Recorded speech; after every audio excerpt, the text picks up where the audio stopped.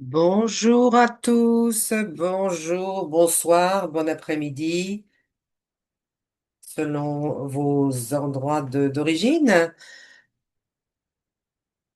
Avant de commencer, nous allons partager des règles d'attendance. Si vous voulez écouter la présentation en anglais, vous cherchez le EN. Et nous allons avoir de l'interprétation aussi. Si vous parlez anglais, s'il vous plaît, mettez-le aussi quand vous changez votre nom sur le WhatsApp. Indiquez que vous parlez anglais. Donc, nous avons trois interprétations en anglais, français et espagnol. Vous cherchez à droite en bas l'icône, vous cliquez sur interprétation et vous choisissez vous sélectionnez la langue de votre choix, français ou espagnol. Si vous aussi n'être pas en train d'intervenir, nous allons vous demander de cliquer sur votre microphone pour qu'il soit éteint. Et parce que nous avons de l'interprétation aussi, nous allons vous demander d'essayer de parler lentement afin que les interprètes puissent capturer et comprendre notre message et aussi d'utiliser des écouteurs. Nous avons un petit peu, nous avons une situation dramatique qui a été présentée à nous juste avant cet appel nous avons, il y a eu une initiative d'un de nos membres qui était impliqué dans une communauté. Je crois que nous voulons donc parler de circonstances où les communautés, où les femmes sont exclues de la prise de décision. Vous l'avez vu dans la vidéo, dans le chat aussi. N'hésitez pas à passer des commentaires dans le chat pour partager vos impressions. Je vais tout d'abord me présenter. Je m'appelle Ruth Okara.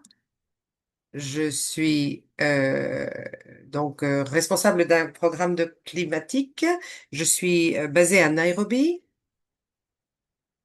Je travaille dans donc des réseaux globaux, des réseaux globaux de la justice communautaire. Et aussi, permettez-moi de vous parler de la justice, des réseaux de justice communautaire. La justice communautaire, les défenseurs de la justice communautaire, nous avons plusieurs façons de nous réunir, de nous mettre en commun nos expériences et des espaces où nous pouvons partager les opportunités de pouvoir apprendre les uns des autres et partager nos connaissances. Merci beaucoup. Je vais passer la parole à Aquila. Vous excuserez la traduction, mais Rousse a une connexion très entrecoupée. Aquila donc travaille aussi sur la justice de genre. Je passe donc la parole à Aquila. Est-ce que vous m'entendez bien? Oui, apparemment.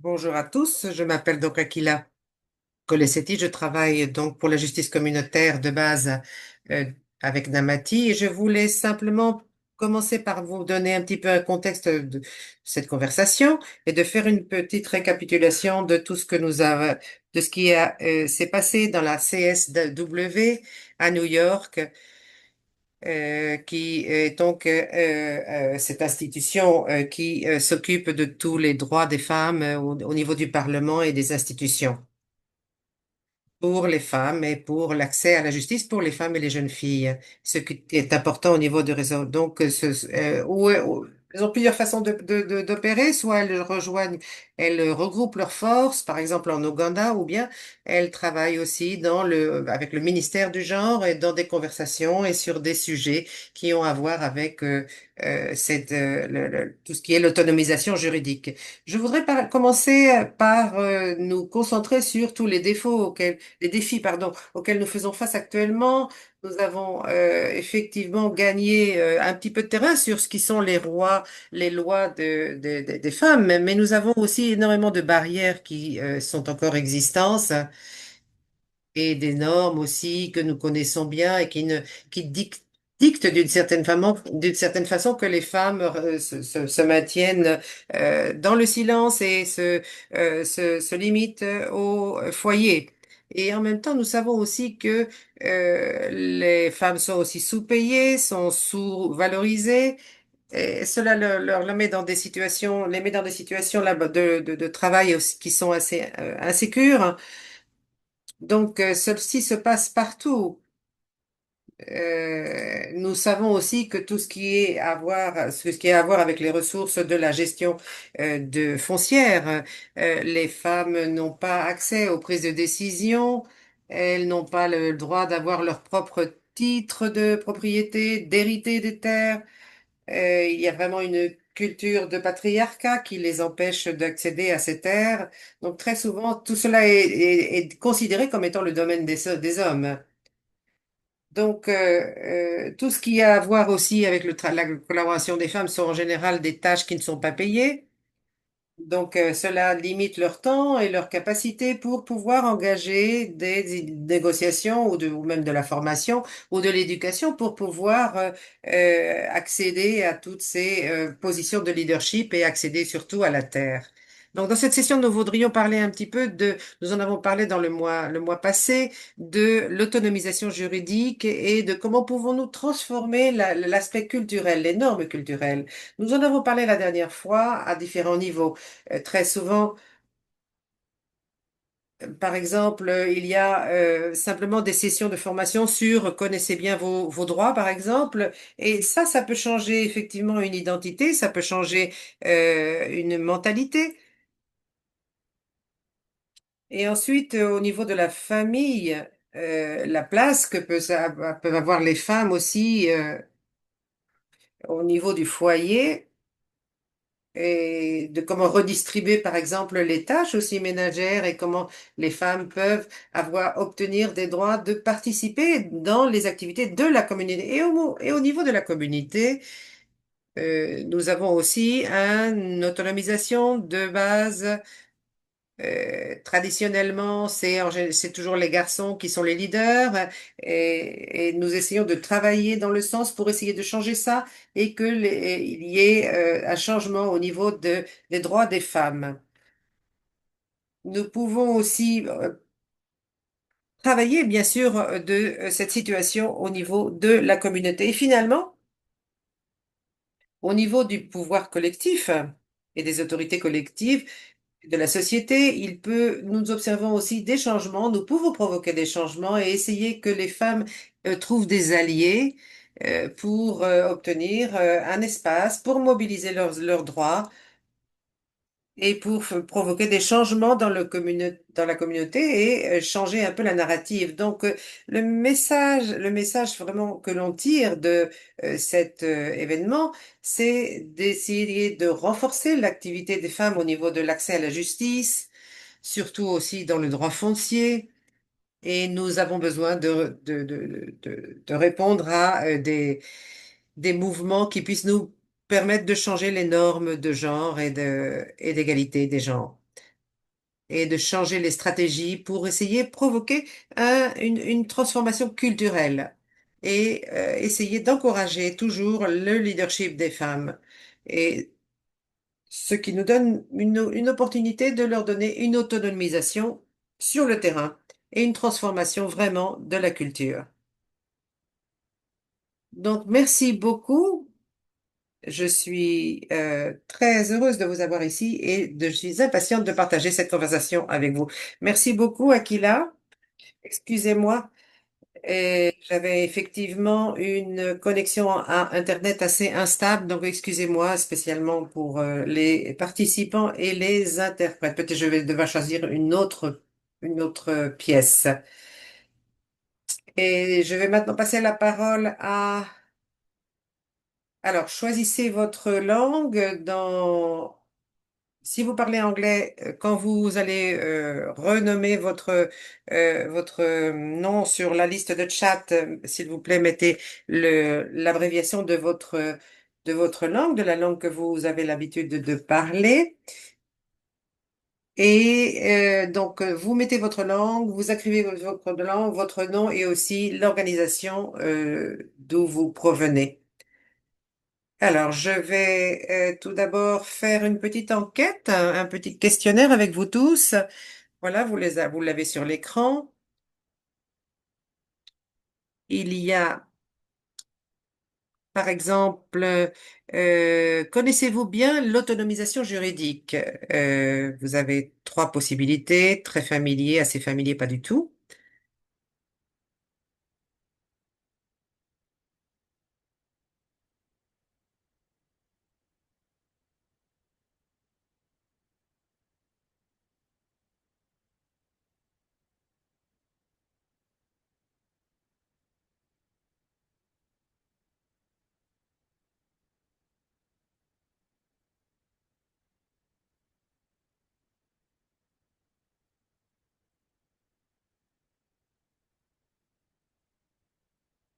Alors, revenons au questionnaire. Nous allons partager les résultats dans les 2 secondes à venir.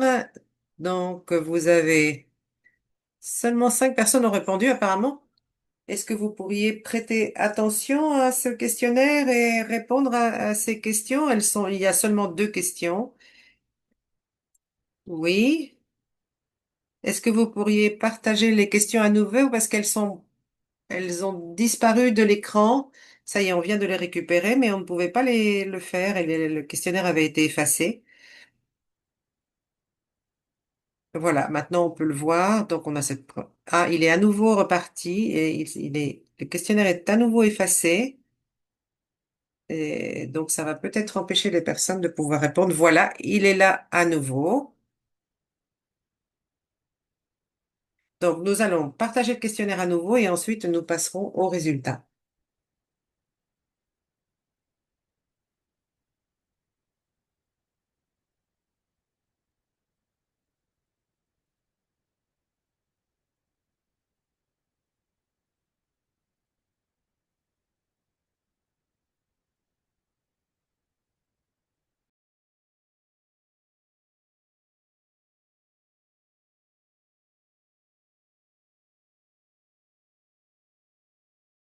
Alors, nous allons vous laisser quelques 5 secondes parce que pour l'instant, il y a un 50% des personnes qui ont répondu ces sondages. Donc, on va vous laisser quelques instants de plus pour pouvoir répondre aux questions du sondage.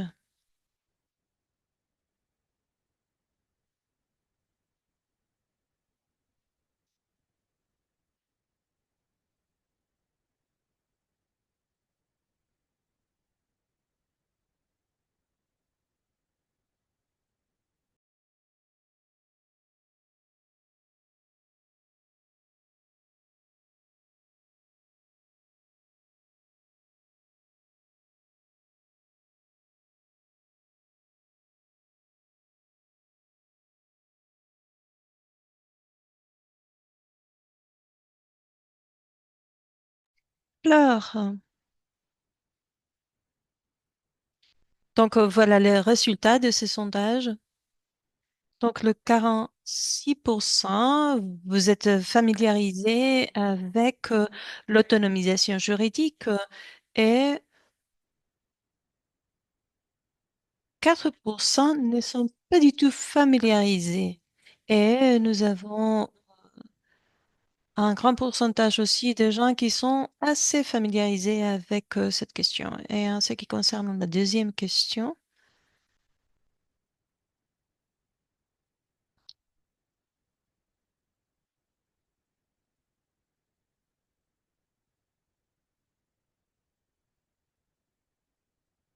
Alors, la deuxième question, c'est nous avions un 3% qui ont répondu oui, que cette autonomisation doit arriver avant que la transformation culturelle, mais il y a un grand pourcentage de gens qui ne sont pas d'accord. Je pense que ces résultats sont très intéressants. On va avoir un débat sur cette question parce que nous avons nos invités d'aujourd'hui qui sont des personnages très intéressants.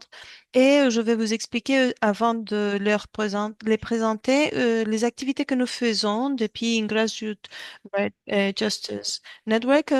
Nous avons les territoires au Kenya qui sont sous un système de propriétés autochtones qui ne sont pas enregistrées. Il y a une loi qui demande que ces terres soient enregistrées et surtout les femmes. Il y a deux parties de pays qui ont été pas inclus dans ce type de propriété. Et ce qui s'est passé dans les dernières années, dans les 10 dernières années, c'est que les lois ont permis que ces commissions qui ont mis en place ce système, ils, est- ils essayent d'avoir les terres enregistrées et ils ont créé des comités d'administration, de direction pour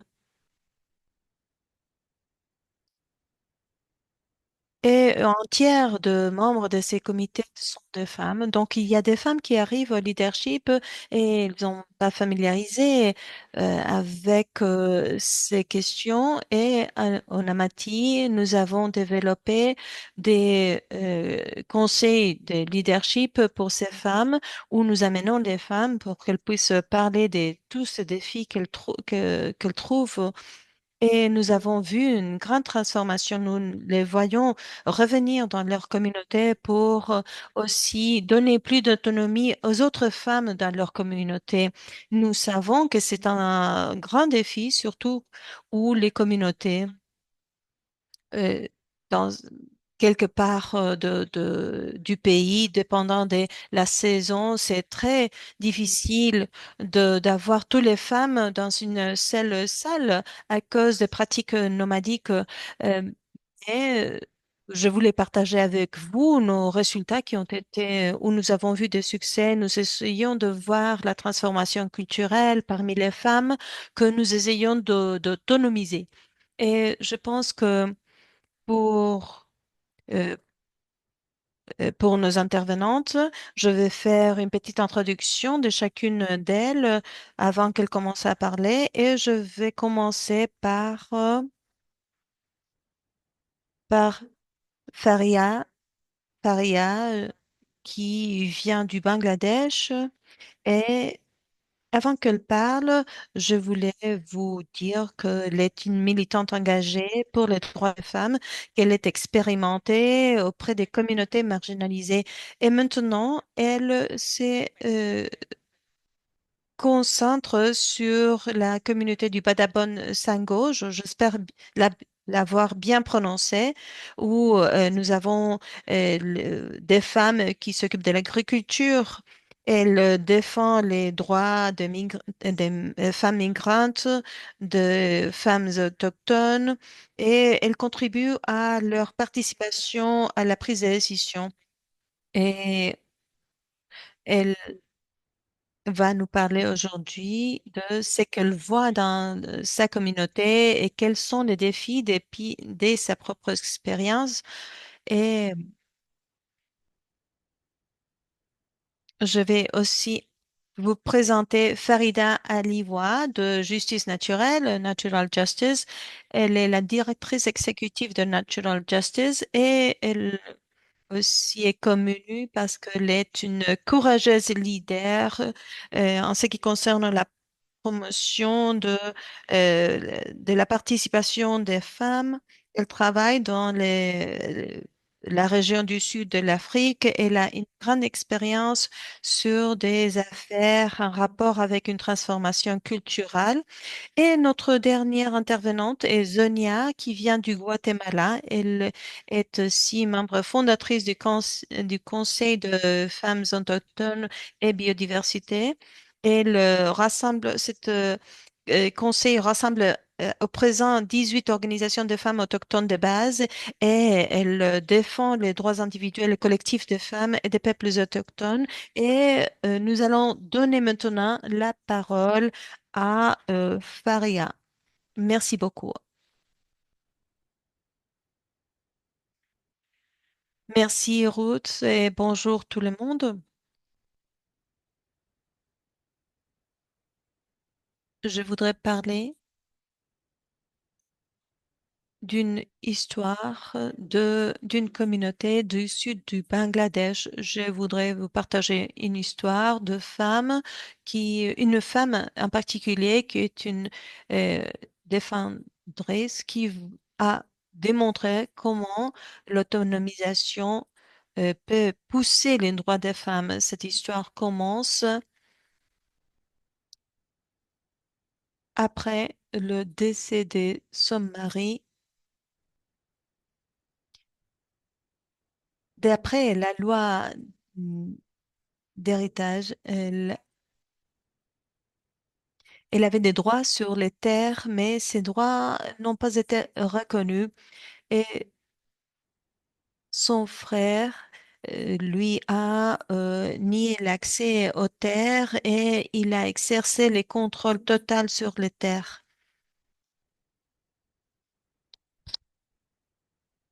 Et ceci a impacté ses moyens de subsistance. Son frère a imposé plusieurs activités, plusieurs actions sur cette femme et elle n'avait pas l'accès aux connaissances, disons, juridiques, aux documents, etc. Et à travers les mécanismes d'autonomisation juridique de la communauté qui a été euh, géré par la communauté, on a présenté une plante et c'est un endroit informel où nous pouvons parler des problèmes sans entrer dans les systèmes juridiques formels qui parfois est difficile et qui est cher et qui que les gens dont les gens se méfient. Et on a commencé à créer une relation de euh, confiance et cette femme gardait toujours la confidentialité. On a toujours gardé la confidentialité avec la privacité avec cette femme. Euh, Petit et peu à peu, on a entendu son histoire. Elle a commencé à expliquer les problèmes qu'elle avait avec la propriété de la terre. On lui a aidé à connaître ses droits sous la loi nationale. Et ceci a été très important pour changer son avis sur la situation. Elle a passé de penser que c'était un problème familier à penser à ces problèmes comme une question légale et juridique. On lui a aidé à vérifier toute l'information de sa famille, et toutes les évidences à disposition euh, pour pouvoir avancer sur les plans juridiques. Et si on a aidé à établir un système pour les conversations au sein de la famille, pour leur expliquer quelles étaient les solutions à la portée de la main. Et quand les solutions qui étaient les plus faciles n'étaient ont pas ont pas été, nous n'avons pas eu un succès avec cette solution. Nous avons aidé à cette femme à prendre des mesures juridiques et depuis les structures locales d'autonomisation juridique, cette femme euh, a cessé d'être isolée. Elle a pu demander que ses droits soient respectés en se basant sur un appui de la communauté d'un côté, mais aussi avec le soutien du système juridique formel. Et de cette façon, elle a pu euh, faire face à euh, aux problèmes qu'elle avait et a insisté à ses droits, à que ses droits soient respectés.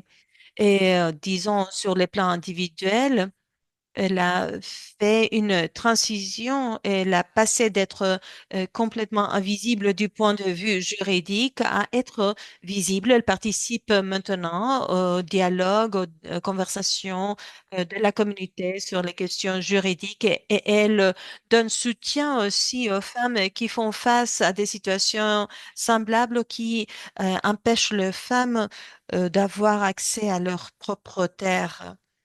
Ce qui se passe maintenant dans les vies d'autres femmes, c'est qu'elles parfois ont des soucis sur les désaccords autour des héritages et, et elle comprend de plus en plus que ce sont des problèmes euh, juridiques plutôt que des problèmes familiales. Et maintenant, les volontaires, les parajuristes commencent à euh, faire les ponts, disons, entre les gens marginalisés et les institutions juridiques plus formelles. Dans ces cas, l'autonomisation juridique porte pas seulement sur la résolution de chaque cas, sinon qu'on essaie d'accroître l'autonomisation juridique et d'échanger les rapports de pouvoir.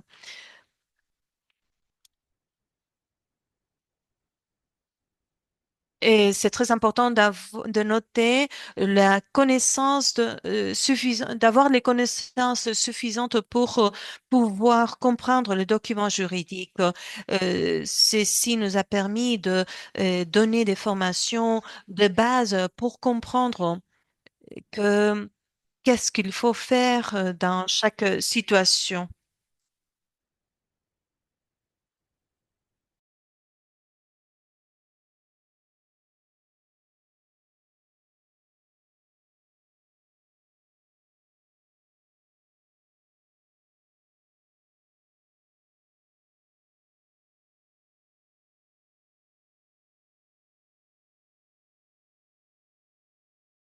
pour avoir une connaissance de base de la loi. Et ainsi, elle peut avoir un droit d'accès à la terre. Et aussi, elle peut aussi faire appel à ces systèmes juridiques pour essayer de réclamer cette terre. Donc, effectivement un sujet de transformation culturelle qui a à voir avec les stratégies à suivre, les stratégies communautaires qui peuvent être suivies. Merci beaucoup, Falefa. C'est une histoire très belle à écouter, très émouvante. Et elle était effectivement assez désespérée par rapport à ce qu'elle pouvait faire, par rapport à cette dispute autour de son héritage de la terre, et vu sa trajectoire. Et c'est un exemple pour les autres femmes. Est-ce qu'elle peut, ce qu'elle peut faire dans des situations similaires? Je voulais demander à d'autres participants qu'ils écrivent dans le chat leurs questions. S'ils lèvent la main directement, ils peuvent aussi poser des questions, mais surtout dans le chat. Il y a des choses qui m'ont attiré mon attention. Tu as parlé, par exemple, du fait qu'elle soit alphabète, effectivement, qu'elle puisse avoir accès aux textes juridiques. Et c'est un défi très important que les femmes soient familiarisées avec des documents légaux. Ce n'est pas évident. Mais comment pouvons-nous comment pouvons-nous permettre que les femmes aient accès à ces documents? Comment pouvons-nous leur montrer les chemins pour pouvoir étendre leurs connaissances pour qu'elles n'aient pas toutes ces zones d'ombre? Parce que bien sûr, c'est un obstacle si elles ne sont pas familiarisées avec ce genre de texte. Bien sûr, il s'agit d'un processus.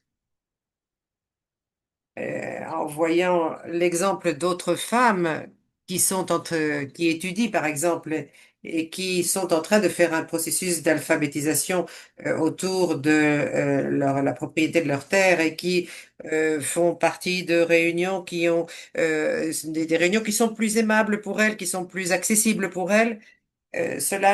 Elles ont pu, grâce à cette formation, réclamer leur terre. Et nous avons effectivement des histoires de femmes qui ont réussi à réclamer leur terre grâce à cette formation d'alphabétisation. Il y a un esprit, bien sûr, je pense que pour mon futur, c'est vrai que ce serait important, en voyant l'exemple de leurs compagnes, elles sont inspirées et elles se disent qu'elles peuvent suivre cet exemple et aussi avoir accès à leur terre. Donc ça leur donne confiance d'aller de l'avant on les incite à faire ces formations, qu'elles suivent l'exemple des autres participantes qui leur donnent la confiance de pouvoir, bien sûr, aller de l'avant. Alors, Monica, tu peux parler, je te passe la parole. Merci beaucoup d'avoir partagé ce qui se passe au Bangladesh. Moi, je suis de Ouganda. Et une des choses que je fais dans mon travail, je travaille à Kodak, j'aborde des droits des femmes, les droits fonciers des femmes à travers l'administration des terres, afin qu'elles puissent affirmer leurs droits. Une chose que nous reconnaissons en tant qu'utilisateurs, c'est que les personnes qui utilisent le plus les terres sont effectivement les femmes. Et c'est pas, par ailleurs, c'est elles qui ont le plus de limitations à l'usage et à la propriété de ces terres. Donc, elles ne peuvent pas, il faut qu'elles investissent leur confiance, surtout pour obtenir des bénéfices économiques. Et ensuite, je peux constater que il y a beaucoup de conflits autour de la terre, bien entendu. Et là, les femmes sont les plus affectées, les plus impactées, surtout quand il s'agit de la, l'appropriation des terres et le coût, bien sûr, des processus juridiques. C'est extrêmement difficile de pouvoir faire face à ces coûts de la justice et des processus légaux. Et il y a des organisations qui peuvent les aider, bien entendu.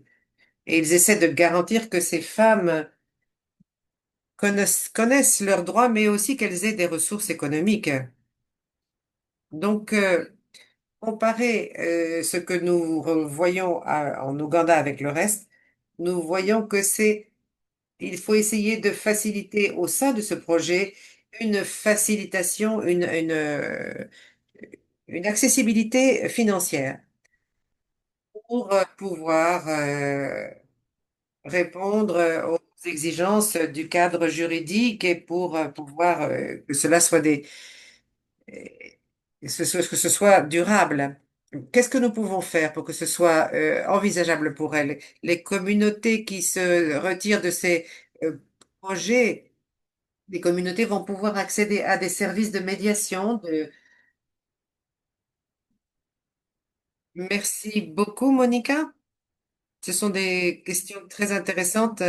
Merci beaucoup. Peut-être que, Fariha, tu peux répondre à cette question.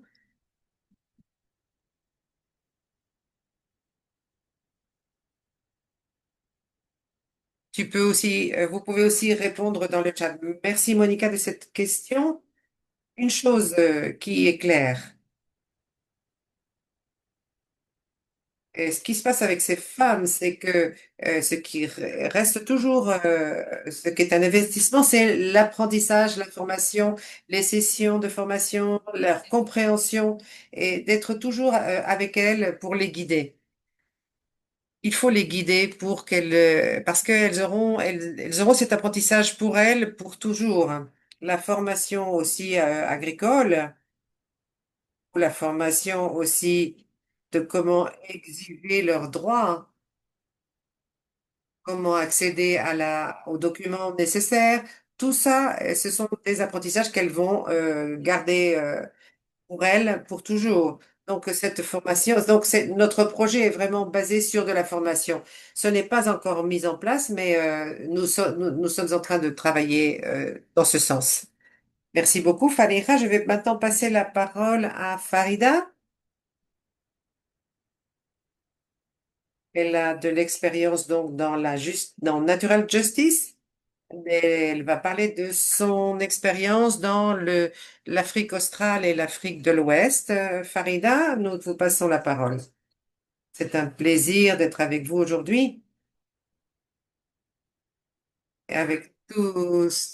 tous aujourd'hui. Merci beaucoup. Je crois que c'est critique pour la justice naturelle. Nous essayons effectivement de nous concentrer sur l'autonomisation juridique au sein du système et non pas depuis l'extérieur. Donc la première présentation était très intéressante et l'expérience qui a été partagée, je crois que c'est critique de pouvoir exploiter ce qui existe actuellement, surtout dans nos réseaux de communautés de base. Nous encourageons les communautés à effectivement construire autour de l'alphabétisation et de considérer toujours de leur donner de la confiance et de la visibilité. Est-ce que ce que cela veut dire changer les normes de façon extrême? Non, ce n'est pas. Quand j'ai voyagé moi-même au sein des communautés avec lesquelles nous travaillons en Afrique australe ou au Sénégal, récemment j'étais à Madagascar aussi. C'était extrêmement euh, inspirant et de voir comment les femmes vraiment lidéraient ces communautés, et que ce qu'elles faisaient et comment elles faisaient du plaidoyer autour des communautés sur la justice climatique, la dégradation, etc. Et c'est là que nous avons observé l'impact de leur alphabétisation juridique et leur autonomisation juridique. Mais ce qui est vraiment important dans notre approche, c'est que les parajuristes des communautés mm, sont formés par justice, par Natural Justice, mais aussi mais aussi comme les membres de la communauté. Euh, donc, le travail est vraiment capable de pouvoir identifier quelles sont les femmes qui peuvent, et qui ont la capacité et l'opportunité de pouvoir construire leur propre alphabétisation juridique et afin de pouvoir changer les normes depuis l'intérieur. Et cela permet aux femmes de pouvoir progresser, de pouvoir aller de l'avant et de aussi pouvoir lidérer, de pouvoir diriger des communautés. Je l'ai observé à Madagascar afin de pouvoir protéger leurs terres. Et ça, c'est vraiment, cela crée des opportunités pour pouvoir apporter du changement. Et elles ont un rôle dans les communautés locales et il y en a d'autres aussi dans les autres études que nous avons réalisées. Elles sont des défenseuses du climatique et de l'environnement. Nous avons remarqué que les femmes étaient exposées aussi aux effets du changement climatique à cause de leur rôle dans la société. Et là aussi, nous pouvons leur donner et nous pouvons leur donner un soutien en leur expliquant ce qui se passe dans l'environnement, où se trouve la pollution, afin qu'elles puissent se situer dans les conséquences qu'elles souffrent et comment cela affecte aux communautés. Elles sont aussi plus proches de pouvoir comprendre, par exemple, le risque sur la santé des enfants et sur la communauté dans son sens large. Donc, c'est vraiment ce qui permet de provoquer un changement depuis l'intérieur et la proximité aussi entre leur proximité entre eux, de partager ce qu'elles connaissent et aussi avec, bien sûr, où se trouve la prise de décision.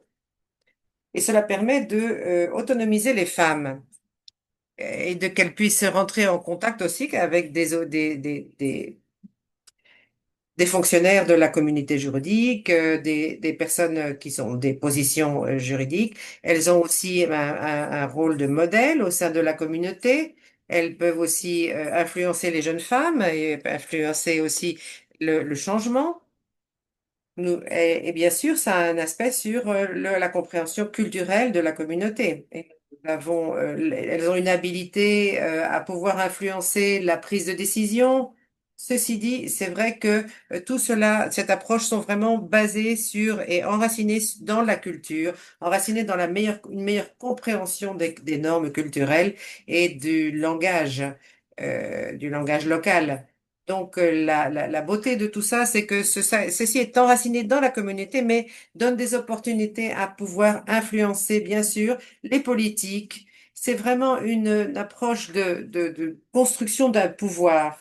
Et, et ça a fonctionné, sans aucun doute. On a observé que ça avait fonctionné. Nous avons parlé avec elles, nous avons écouté, nous avons été dans des forums de communauté, nous avons au Kenya, mais les femmes qui ont des rôles de leader formels, des rôles politiques, de gouvernance, elles sont vraiment des modèles de management et de gestion. Nous faisons aussi des litigations stratégiques dans tout ce qui a à voir avec les injustices environnementales. Et notre cas le plus important d'impact a été de construire dans l'Afrique australe la côte sauvage. Elles ont joué vraiment un rôle très important de plaidoyer. Aussi dans l'éducation juridique, mais aussi nous avons vu aussi qu'il y a un outil qui nous permet de changer le pouvoir vers la culture et qu'elle n'ait pas seulement accès au droit, mais aussi qu'il y ait un changement effectivement de culture et qu'elles aient des opportunités de plus en plus importantes, qu'elles soient de plus en plus visibles. Ceci dit, ce n'est pas un changement facile. Et nous observons bien sûr des résistances. Et c'est vrai que on parle souvent de qu'est-ce qui passe d'abord, tout d'abord l'autonomisation ou ensuite le changement culturel. C'est difficile à dire, c'est difficile à répondre. L'un peut mener à l'autre, c'est assez compliqué à observer. Et je pense qu'il faut plutôt que travailler les deux en même temps et que les femmes aient différentes expériences à différents niveaux surtout qu'elle travaille dans des espaces de plaidoyer. Ce n'est pas seulement une histoire de genre, de violence, etc., mais qu'elle puisse toucher tous les espaces où elles peuvent changer effectivement les aspects culturels. Donc, ce que nous avons fait, c'est de leur assurer de la protection, surtout en tant que défenseuse environnementale et spécialement pour les femmes afin que les espaces où elles sont exposées soient sûrs. Et très récemment, nous avons fait une recherche et nous avons vu des soutiens spécifiques pour les femmes et des mécanismes pour les protéger.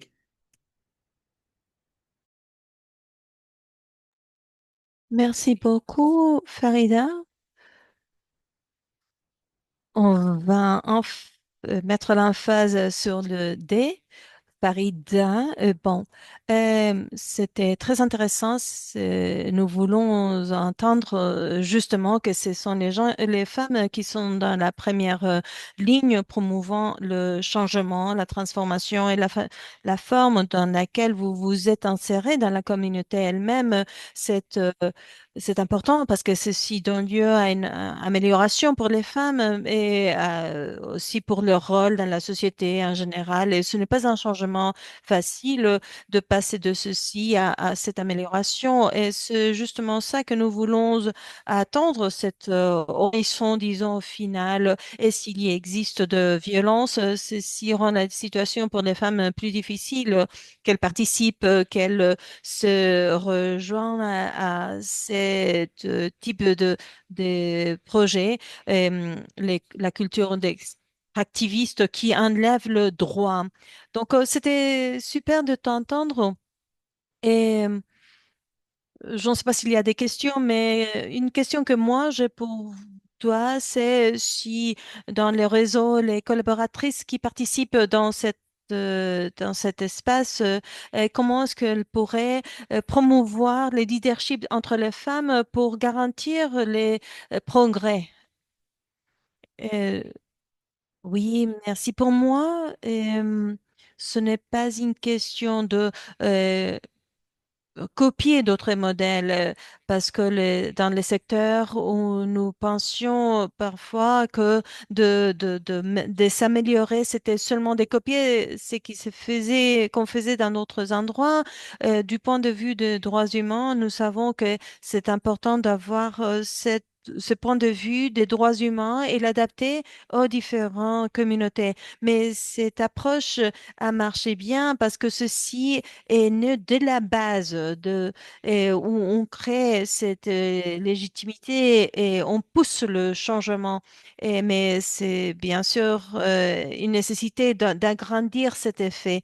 Et si nous pensons aux efforts que nous mettons pour générer le changement, surtout quand les questions des femmes sont au cœur de nos intérêts, nous savons qu'il faut dévouer beaucoup de ressources. Ce n'est pas seulement d'avoir des lois, sinon que nous avons besoin d'avoir des lois pour protéger les femmes. Et donc, les collectivités est importante. Nous devons avoir cette légitimité des bases. Nous avons besoin des NGO qui travaillent de base et nous avons besoin euh, aux ONG qui travaillent du point de vue juridique, qui se connectent avec les espaces locaux et nous devons mettre l'emphase sur cette idée d'amener ces voix locales vers l'échelle nationale, régionale. C'est ça comme nous pouvons vraiment donner les voix aux femmes à ce niveau et je pense qu'il faut faire des efforts encore à l'échelle nationale, africaine, etc., pour vraiment nourrir l'influence globale, l'influence mondiale. Je pense que c'est ça la base et c'est ça l'idée que je voulais partager. Ce n'est pas seulement l'exercice des cocher tous les cases, sinon qu'il faut avoir cette approche de genre. Je pense que ceci est en rapport avec les capacités, les résultats, les efforts qui continuent à s'agrandir au fur et à mesure. Et je ne sais pas si nous avons encore le temps pour écouter les questions des des gens. Est-ce que nous avons le temps pour une question avant de passer à notre intervenante suivante? Vous pouvez toujours taper vos questions dans la conversation. Donc, Ita, maintenant, je te donne la parole si tu veux poser une question. Et merci beaucoup pour euh, c'est que tu viens de partager. Nous avons eu 17 femmes qui ont été arrêtées parce qu'elles défendaient le droit foncier collectif et nous avons ces problèmes. Quand nous arrivons à la question juridique, c'est plus technique, c'est plus difficile à comprendre. Est-ce que tu peux partager avec nous comment est-ce que tu as travaillé avec la base pour leur faire comprendre les procédures, les, les possibilités qu'elles ont pour réagir dans les différentes situations et aussi pour faire que les gens euh, qui participent, qui parlent de leur rôle, de la protection face au changement climatique. Et clairement, les femmes sont les plus impactées par les conséquences des décisions prises sur les changements climatiques. Mais nous travaillons avec les femmes autochtones et je pense que c'est très important qu'elles réalisent euh, des traditions qu'il existe, des aspects culturels qui parfois les empêchent de comprendre qu'elles sont dans la première ligne et de défense. Et je voudrais savoir quel est ton avis sur ce sujet parce que moi, je leur demande, toi, en tant que femme, tu devrais être en première ligne, mais les traditions, en fait, leur fait rester à la cuisine. Comment pouvons-nous changer cette vision et comment est-ce qu'on peut leur autonomiser du point de vue juridique quand les traditions vont en direction, disons, complètement contraire? Oui. Ruth, est-ce que tu veux que je réponde? Oui, je pense que je vais commencer par la deuxième question et je vais aussi parler de la protection des défendeuses de l'environnement, mais je pense que c'est important de partager comment est-ce que nous travaillons dans les communautés pour euh, lutter contre ces traditions et d'aider les gens à comprendre les transformations culturelles qu'ils qui doivent se produire. Et, je pense que les transformations culturelles et l'autonomisation juridique doivent aller, disons, en parallèle pour que les femmes ne soient pas affectées, impactées par, par des représailles, par exemple. Je pense que la participation des femmes est essentielle, surtout quand par exemple, dans les exemples que nous avons donnés, nous avons vu que les femmes sont attaquées et que les expériences des femmes euh, sont très différentes des expériences qu'un homme peut avoir. Donc, il faut trouver l'équilibre de travailler en même temps pour les défendeuses de l'environnement et nous devons aussi soutenir les initiatives environnementales qui soutiennent les femmes du point de vue médical, du point de vue de l'environnement, de la protection des femmes, etc. J'espère que on saura être là pour les femmes qui ont été arrêtées. Merci beaucoup. Je pense qu'il y a une autre question, mais je vais demander que nous avons maintenant Zonia Zacharias qui va intervenir et je pense que nous pouvons laisser l'autre question pour plus tard. Donc maintenant, permettez que je vous présente Zonia, que je lui passe la parole. Zonia, soyez la bienvenue. Bonjour. Bonjour tout le monde. Merci pour cette invitation. Comme il a été déjà dit, je fais partie du Conseil de femmes autochtones et de biodiversité ici en Amérique latine, à Guatemala. Et je voudrais partager une expérience qui est en rapport avec une initiative que nous amenons avec une autre organisation. Nous avons créé cette alliance de travail au niveau territorial. Et il y a deux éléments importants qui nous rejoignent, sont la lutte et la résistance sur deux sujets cruciaux, qui sont euh, les cultures de palmiers d'huile et aussi la défense du territoire, de l'eau du territoire. Pour vous donner un contexte, et il faut dire que cette lutte est surtout dans la partie nord du pays et en ce qui concerne la culture du palmier à l'huile, euh, euh, occupe une grande partie du territoire et ils ont par exemple acheté. les terres des communautés. Et nous- de là vient l'histoire de vie d'une collègue. Dans ces cas, je voudrais vous parler de la façon dont les normes internes d'une communauté, par exemple, les patriarcats et le machismo dans les communautés sont des soucis pour les femmes qui sont en train de lutter avec ce type de situation. Nous savons que le palmier à huile ont créé des conflits pour les communautés et il y a eu une perte de biodiversité et des services de l'écosystème et en particulier perte d'eau. Et étant donné cette situation, nous avons cette collègue, Maria, Maria Choc, elle a résisté dans la communauté parce qu'elle n'a pas voulu vendre cette terre. Nous savons que pour les communautés indigènes locales, la terre est un bien très précieux et c'est que les entreprises, les compagnies de monoculture euh, elles ont établi un achat obligatoire des terres. Il y a beaucoup de communautés qui ont dû laisser leurs terres à cause de ce type d'activité. Et Maria a résisté. Elle n'a pas voulu vendre ces terres.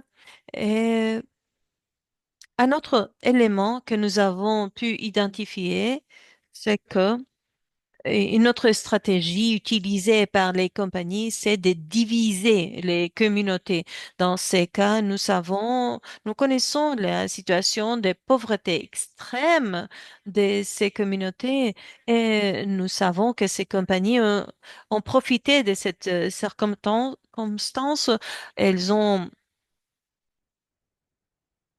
donné plus de valeur aux terres et ceci a donné lieu à que certaines personnes dans la communauté ont vendu leurs terres et quand ils ont vu que d'autres gens ne voulaient pas vendre leurs terres, ils se sont euh, tournés contre la propre communauté, se sont alliés aux compagnies et ils ont essayé de convaincre les restes des gens qui ne voulaient pas vendre leurs terres pour leur faire changer d'avis.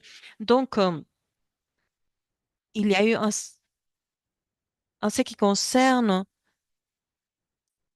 les administrations publiques pour mener les progrès aux communautés. Ceci se fait à travers des conseils de développement communautaire. C'est comme nous les appelons ici au Guatemala. C'est une organisation qui est créée dans les communautés où d'où on mène les projets de développement. Et parfois, les leaders de ces groupes commencent à harceler, à pousser les collègues pour laisser leurs terres et que la compagnie puisse acheter les terres. Un autre élément d'importance que nous avons réalisé, c'est que il y a un certain euh, modèle culturel du patriarcat machiste, comme a été déjà mentionné par d'autres collègues, et qui ont un impact sur les femmes.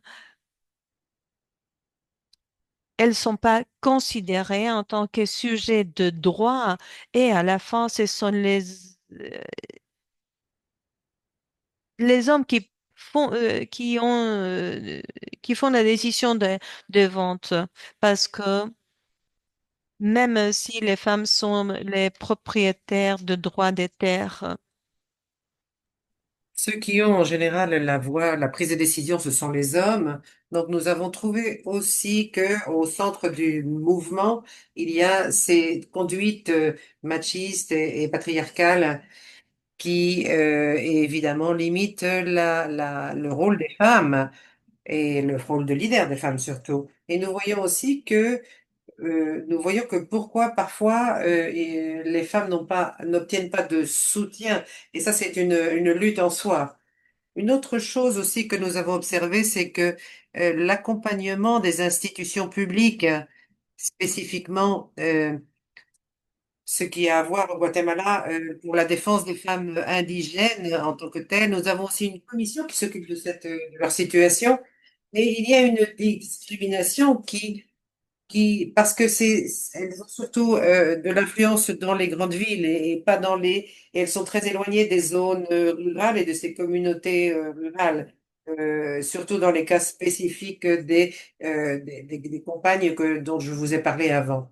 Donc, en tant qu'organisation, ce que nous avons fait, nous avons accompagné surtout nos collègues, nos compagnes et nous savons que ce sont des changements ce ne seront pas des changements qui se passeront d'un jour à l'autre, ce sont des changements progressifs. Et aussi au sein de notre mouvement, nous avons aussi provoqué des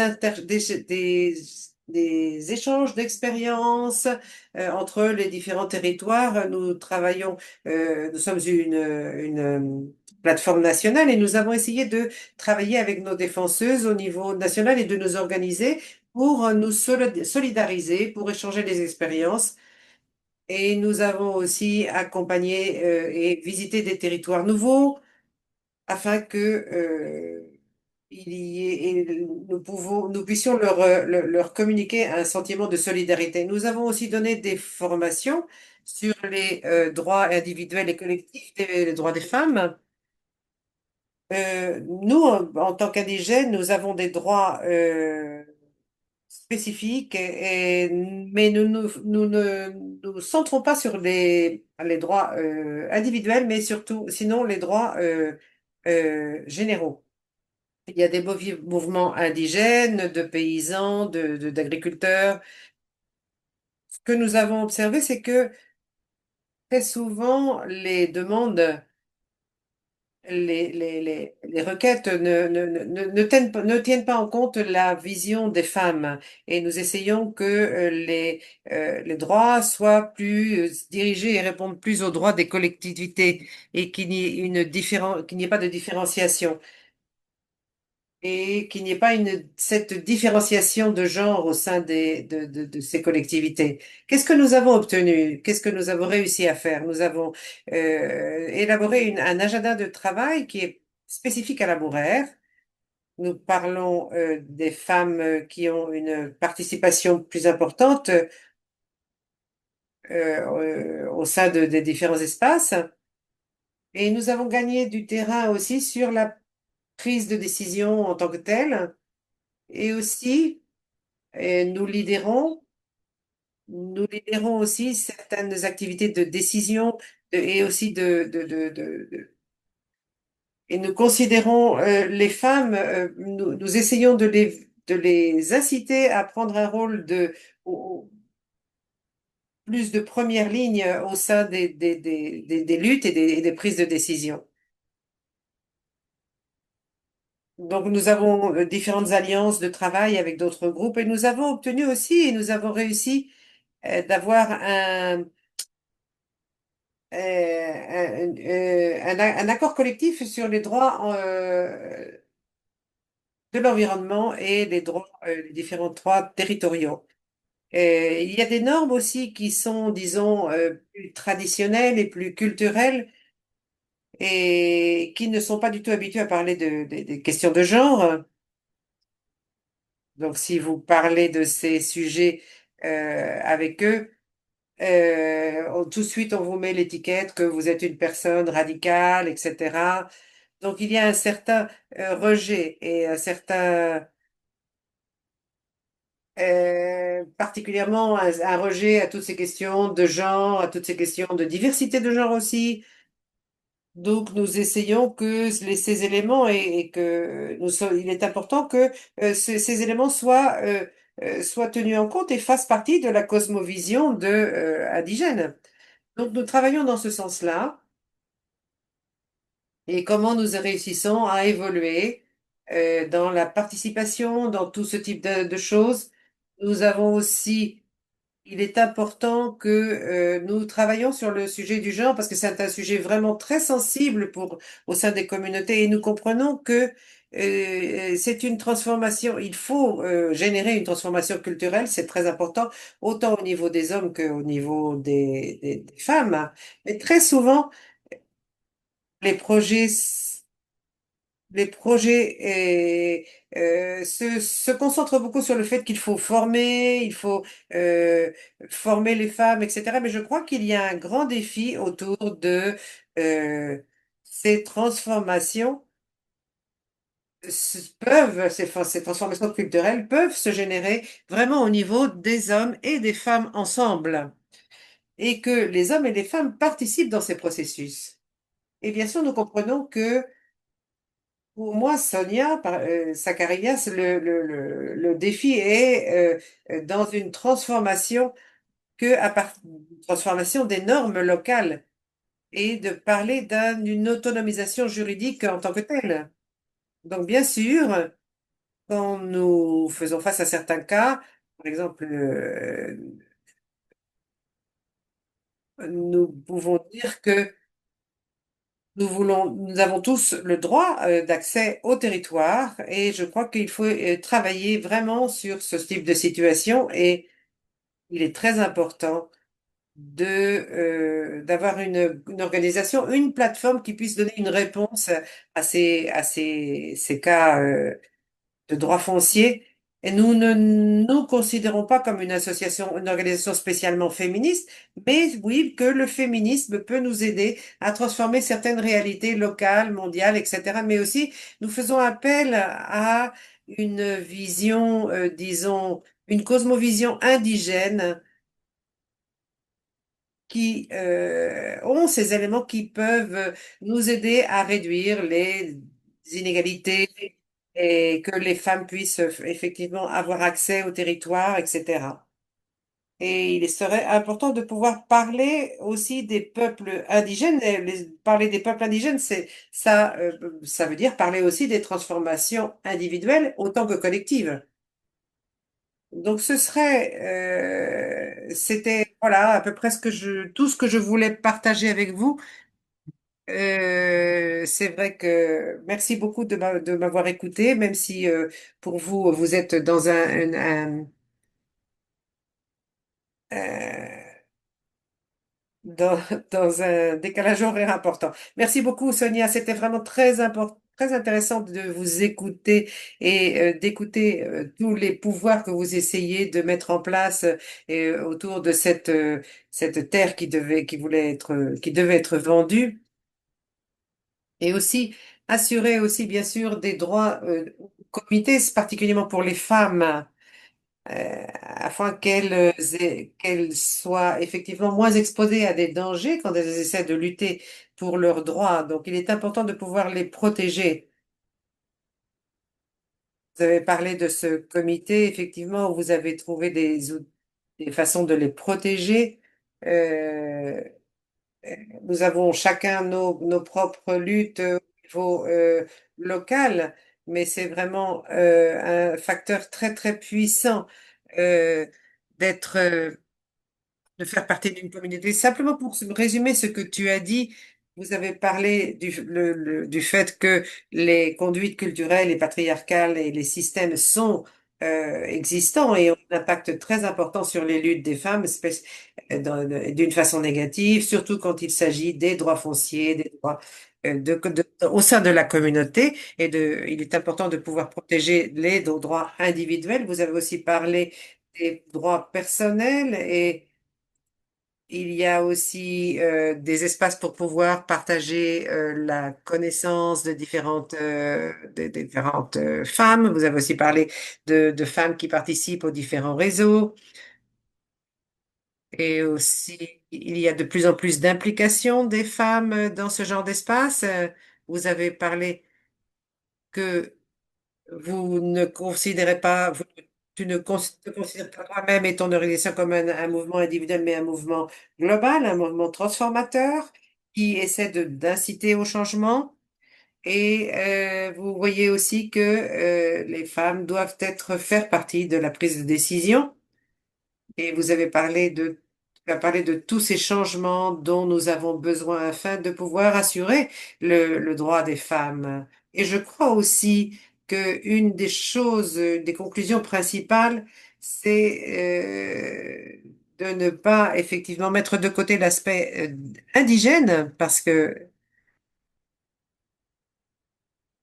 cela aussi leur donne une identité qui doit être respectée et il faut travailler avec cette identité. Ici, on parle de féminisme, mais vous utilisez, vous, votre propre identité indigène, vos croyances indigènes et vos systèmes de valeurs.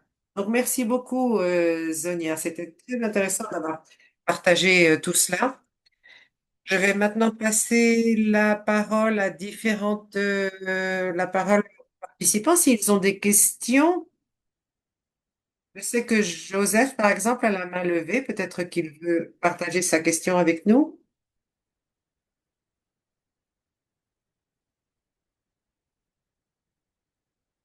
Ou on vous a peut-être répondu à votre question à travers le chat. Vous pouvez donc lever la main et nous vous passons la parole. Merci beaucoup. Je m'appelle Joseph. Je travaille Uganda de l'Ouganda. Je suis heureux de participer dans cette plateforme. Et ce que je voulais partager, j'ai des expériences dans l'Ouganda et j'ai donc une question. À Yoga Uganda, nous travaillons avec des femmes et dans différents domaines et nous travaillons avec des adolescentes, des jeunes filles adolescentes et aussi des mères adolescentes.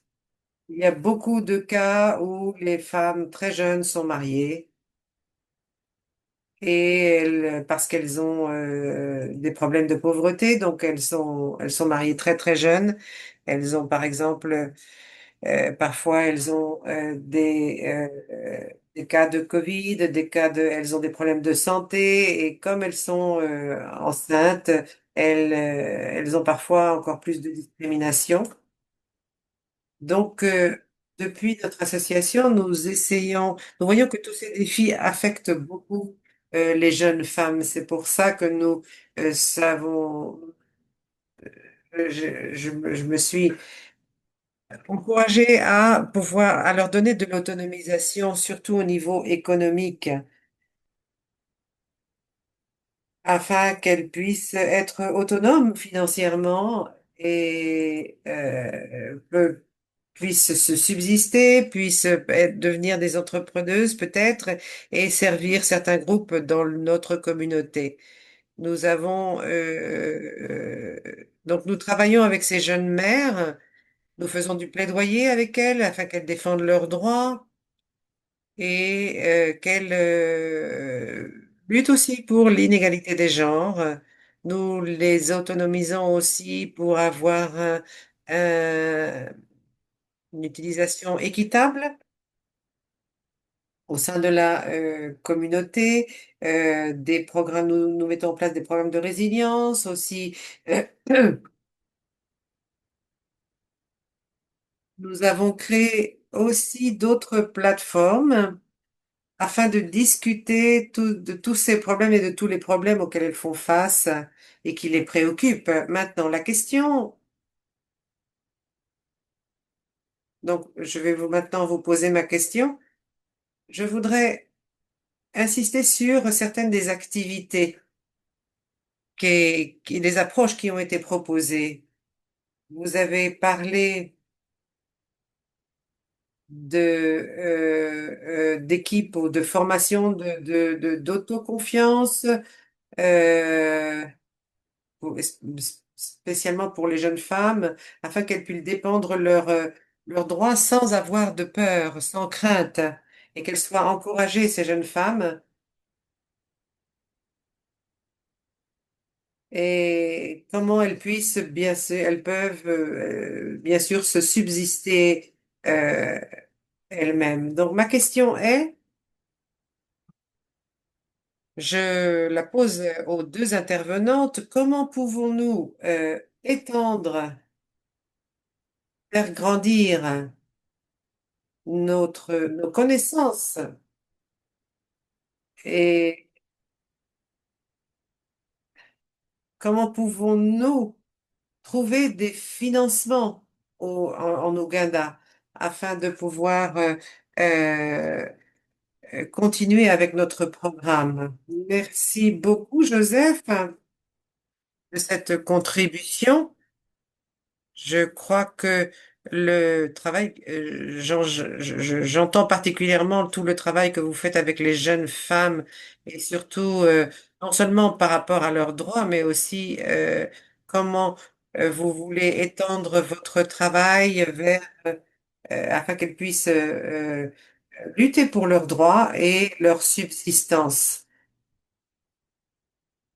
Je vais passer la parole à une autre personne qui va peut-être pouvoir répondre. Si vous voulez répondre, vous passez, Angie, je vous passe la parole.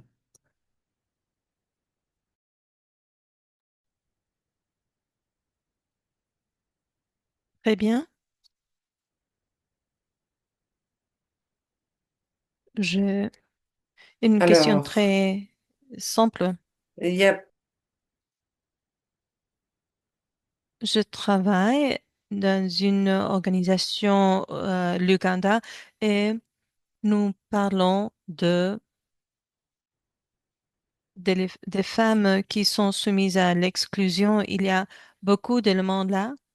J'ai continué à me demander, ou je me demande continuellement, comment est-ce que vous voulez que les espaces collectifs soient du point de vue de l'aspect de l'environnement, du point de vue des intervenantes, comment devraient être ces espaces collectifs? Merci. Donc, je vais prendre aussi une question de Sonia Perez.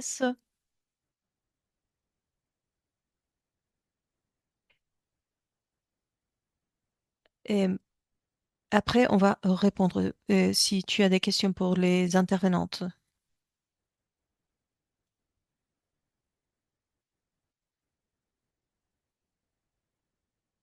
Une des questions, surtout celle de femmes et de jeunes femmes, comment est-ce qu'elles peuvent avoir des actions plus transformatrices? Moi, je pense que l'autonomisation juridique doit être de part avec pas seulement l'accès à la justice du point de vue des questions environnementales, mais aussi de l'amont des aspects de la justice sociale. Donc, les transformations, à mon avis, doivent, euh, dépit notre point de vue, nous pensons que l'autonomisation est aussi un rapport avec la demande des droits à avoir une meilleure vie du point de vue, d'un point de vue plus global, disons. Ce n'est pas seulement la justice climatique, sinon qu'on parle d'une justice où les femmes, les filles ont les opportunités dont elles ont besoin d'avoir égalité, pas seulement du point de vue de l'environnement, sinon d'un point de vue plus global. Pour nous, les organisations qui accompagnent les organisations communautaires de base, nous cherchons que nous voulons que les leaders demandent des politiques publiques dans leur territoire parce que nous ne sommes pas au dehors de cette organisation d'État national. Donc, je pense que l'autonomisation juridique doit mener les femmes à demander tous leurs droits, pas seulement leurs droits environnementaux, sinon de leurs droits de reproductifs et de genre, etc. Donc, pour nous, ces collègues, ces défendeuses doivent pouvoir arriver à une meilleure vie, qui est l'objectif pour nous. Et c'est assez complexe parce que, comme disait euh, notre camarade, pour mener tout ce type d'action, nous avons besoin d'une coopération internationale, mais ceci devrait être obligatoire pour les États de donner des réponses de la part de politiques publiques à ces demandes. Sinon, si c'est compliqué, c'est toujours nous qui demandons, qui cherchent du financement pour faire ce type de travail quand nous pensons que c'est vraiment l'État qui est le responsable. Même si maintenant nous devons donner une réponse à l'urgence de problèmes climatiques, nous ne devons pas oublier les restes des questions qui sont importantes. Par exemple, de garder cette mémoire historique et d'avoir une conscience critique. Donc, l'autonomisation, à mon avis, ne porte pas seulement sur les questions, la question légale, sur les droits, sur les lois, sinon que ceci doit inclure une pensée plus globale qui porte sur l'accès plus global à la justice.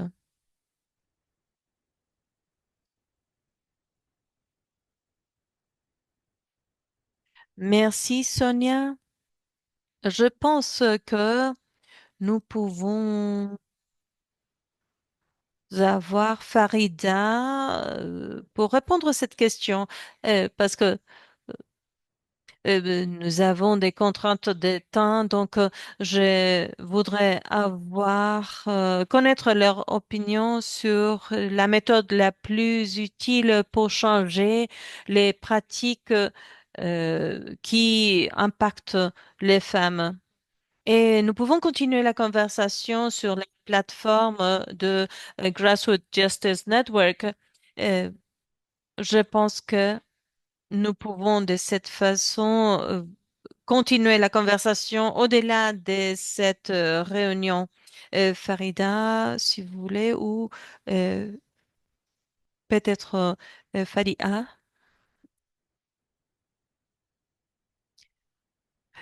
Faria, est-ce que tu veux commencer ou je prends la parole? Bah, alors, je commence. Bon, tout d'abord, merci beaucoup pour ces questions et pour les contributions que vous avez faites. J'en suis pas sûre s'il existe une seule, un seul modèle, mais je dirais que les approches sont très importantes. Et nous avons vu par les expériences que nous avons entendues aujourd'hui que l'autonomisation des femmes est très importante pour aussi donner du soutien à d'autres femmes, à d'autres gens. Et donc, il faut avoir un modèle d'investissement aux femmes pour soutenir les modèles plus amples. Excusez-moi, j'avais pas mon caméra allumée, mais il faut s'assurer que nous échangeons aussi avec les hommes, les jeunes hommes pour leur aider à comprendre le rôle des femmes dans leur communauté et comment la situation doit virer et promouvoir la transformation culturelle que pour moi seraient les modèles les plus utiles pour avoir cette transformation culturelle. Merci beaucoup. Et je pense que ceci est un très bon résumé de ce que nous voulons voir.